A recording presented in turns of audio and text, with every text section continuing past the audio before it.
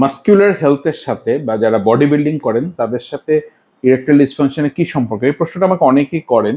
দেখা যাচ্ছে সবসময় যে রোগীরা করে তা না, তো অনেকেই জানে যে আমি আসলে দীর্ঘদিন ধরে এই সাবজেক্ট নিয়ে কাজ করি বা করার চেষ্টা করছি যতটুকু সম্ভব। তো এই জন্য আমাকে হয়তো প্রশ্নটা করে।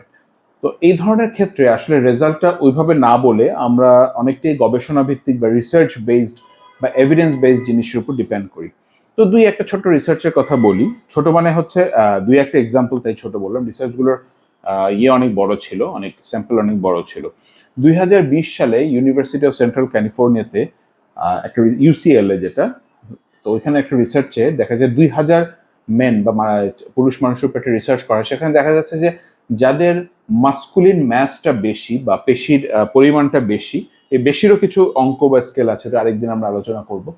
তাদের দেখা যাচ্ছে যে 63% তারা মোর পোটেন্ট বা তাদের একটা ডিসফাংশন হওয়ার সম্ভাবনা ওদের যারা মাস্কুলিন না তাদের চেয়ে অনেক কম। এটা গেল নাম্বার ওয়ান। ঠিক সেম ইউনিভার্সিটিতে একটা গবেষণা দেখা যায় যারা রেগুলার ওয়েট লিফটিং করেন তাদের টেস্টোস্টেরন লেভেল আর যারা ওয়েট লিফটিং করেন না তাদের পুরুষ হরমোনের লেভেল 33% পার্থক্য। মানে যারা রেগুলার বডি বিল্ডিং করেন বা মাস্কুলার এক্সারসাইজ করেন, হেভি ওয়েট এক্সারসাইজ করেন, তাদের টেস্টোস্টেরন লেভেলটা অনেক বেশি থাকে। আর যারা হ্যান্ড গ্রিপ এক্সারসাইজ করেন, হ্যান্ড গ্রিপ মানে হচ্ছে এই দুই হাত ধরে অনেক সময় আমরা অনেক কিছু ভার করি বা আবার ছেড়ে দিই, এই ধরনের এক্সারসাইজে কিন্তু ওই গবেষণায় বলা হয় টেস্টোস্টেরন লেভেল 37% পর্যন্ত ইনক্রিজ করে। তো সুতরাং মাসেল এবং বডি বিল্ডিং এর সাথে অবশ্যই টেস্টোস্টেরন এবং ইরেকটাইল ডিসফাংশনের ডিরেক্ট যোগাযোগ রয়েছে।